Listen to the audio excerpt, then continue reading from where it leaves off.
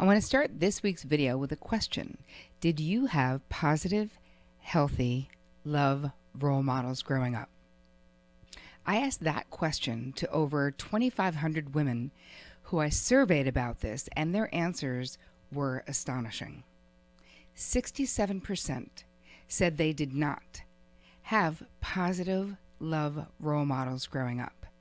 67%, which is a really, really high number. So if you've been blaming yourself, if you do blame yourself for sabotaging or screwing up your relationships or your own love story, you really have to stop doing that, because how can you know what nobody taught you?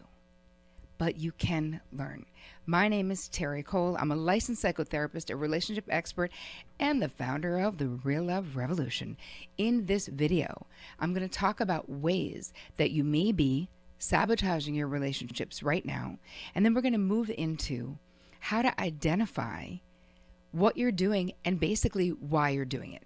So let's start with you starting to think about, what is your relationship history? What have you experienced over and over again in your romantic life? So I really want you to think about it. What are the themes? So have you cheated on someone many times? Have you been cheated on? Are you attracted to men who are unavailable? Are you attracted to men who are addicted? Are you attracted to men who won't grow up? Because I know that if you start to really look at what has been the theme, right, like the thread throughout your relationships, you will absolutely be able to find one. Do you run away from relationships? Do you become afraid when it gets to a certain point and then you break up? Or do you find that you make it to the 2-year mark and that person leaves you?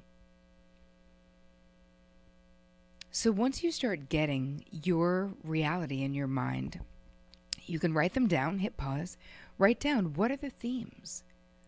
What do you see? What have you experienced? And sort of, what is the story that you tell about your romantic relationships as well? Because when people ask you if you're single, why you're single, you definitely have something that you say on a regular basis. If you're in a relationship and people ask you if you're happy, you definitely have something that you say on a regular basis. So this is also very telling as to where we are internally. And one of the most important parts of this video is that I want you to understand that you couldn't possibly know how to create a beautiful and happy, positive, fulfilling, healthy relationship if your parents did not have that relationship, if you did not grow up witnessing that. So much of what we do in our lives is repeat what we've seen. So understanding that romantic love, how it gets downloaded into our unconscious mind, is that we observe what happens in the home that we grew up in. So if there was a lot of violence or a lot of fighting, let's say, in the home you grew up in, so then pain and love went together like that. I'm trying to do it while I hold the mic because my other mic is broken, right? Early on in your life. So now those two things are intertwined in a way that you may not consciously want them to be, but they are unconsciously. A relationship with a lot of conflict is something that you recognize as familiar to you. So you recognize it as what romantic love should be like, quote unquote. I had a client once who was in a relationship. I'm trying to think of what the time frame was. This was before they got married. Actually, it was before they got married, and they wanted to come in and do a couple of sessions. And this is when I was still seeing couples. This is many moons ago, and my client was complaining that her husband, well, to be, screamed all the time. That this was how he problem solved, or thought he was problem solving, by screaming. And she didn't want him. She didn't grow up in a family like that. And so it was very upsetting to her whenever he would get loud and scream. And so he says right in the session with us, well, this is how my parents did it. I just thought this is what people do when they're married. And I was like, wow, okay, well, I understand that. That's cool. But that's not how you want it to be, is it? And he said, no, not necessarily. I never thought about it before right now in the second in time. So we ended up working through a different way to problem solve. But I wonder how many things in your own romantic history are you doing simply because it's what you saw? Simply because it's what was modeled for you when you were growing up. And this has to do with every part of being in a romantic relationship, that we are influenced by the tribe that we are from, right? Our culture, the country that we live in, and of course, most specifically, by the home that we grew up in. So that could be that if you were raised by a single parent, you may not see partnership or marriage as something that's essential. And even if you get together with someone, it may be very hard for you to really share your life with someone because you saw either your mother or your father, if you were raised by a single parent, doing it all on their own and not being in a committed relationship. So as we bring up these downloaded blueprints, I call them, from our childhood, you get to see and understand why you are the way you are when it comes to romantic relationships, why you are the way you are around money in your relationship, around sex in your relationship, who has the power in the relationship. So with my own downloaded blueprint growing up, my parents were married when they were very young, and I was the youngest child. And what I experienced was that my mother didn't seem too happy being married. I had 3 older sisters.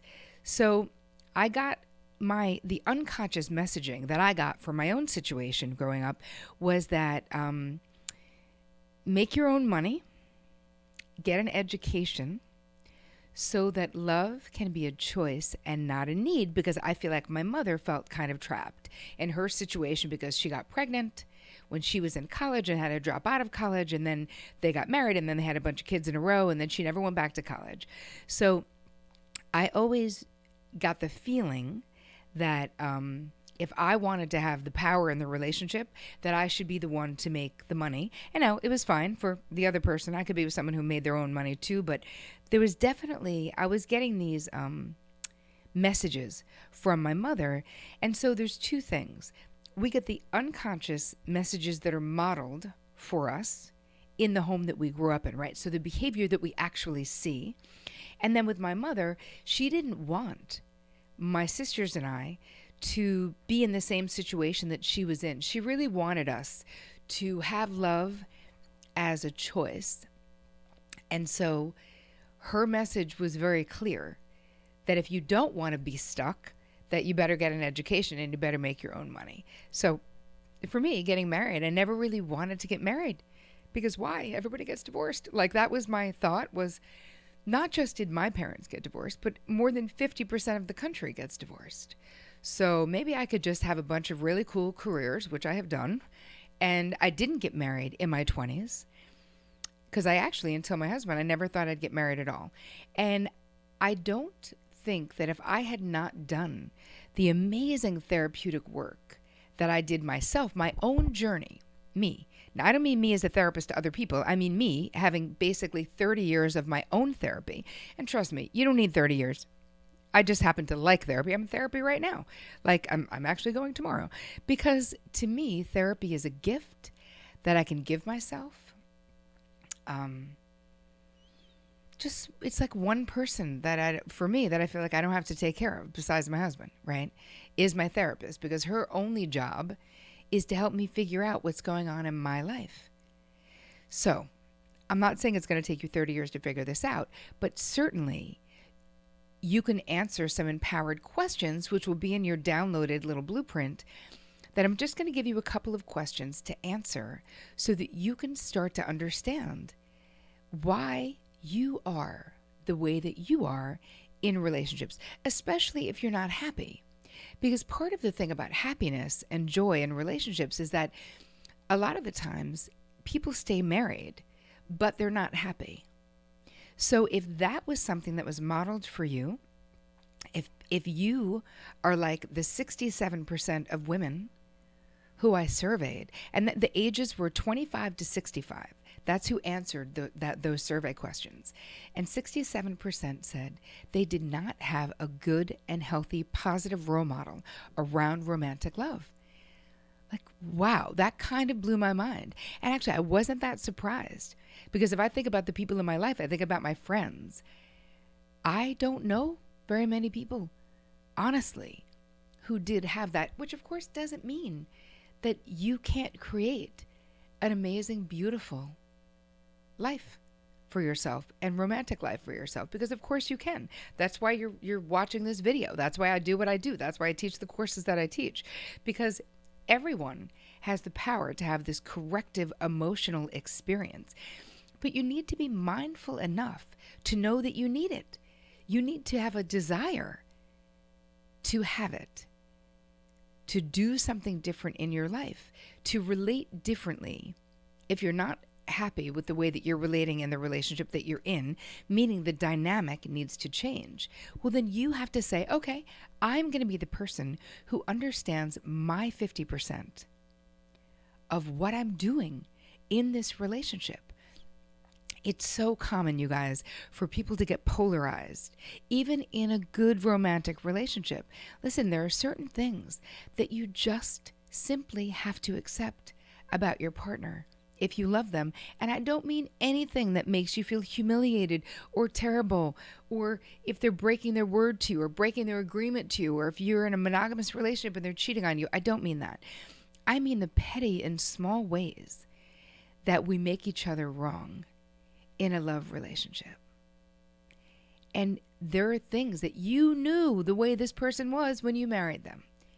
So if you married your husband or your wife and they were very sloppy at that moment in time, if you're constantly nagging them about being sloppy, that's really on you.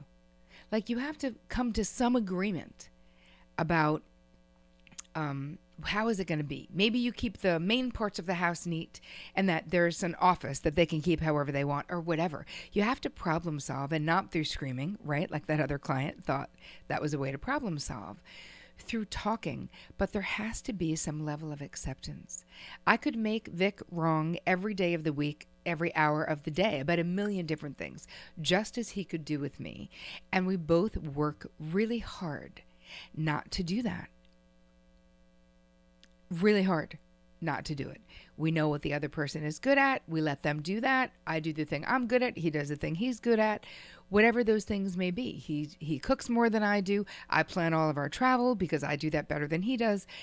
But we're also appreciative. And I think that this is something that, especially if you didn't have a good role model in your life, if your parents didn't talk, if things were swept under the rug, which is very common, and that was definitely the way things were handled or not handled in the family that I grew up in, you have to be able to talk about things, and you have to be able to be appreciative for the stuff that your partner does for you. And you have to be able to be sorry for when you act like a jerk, because you will. We all get tired, especially if you're raising kids together. It's overwhelming. It's so easy to take it out on your partner because you're closest to them.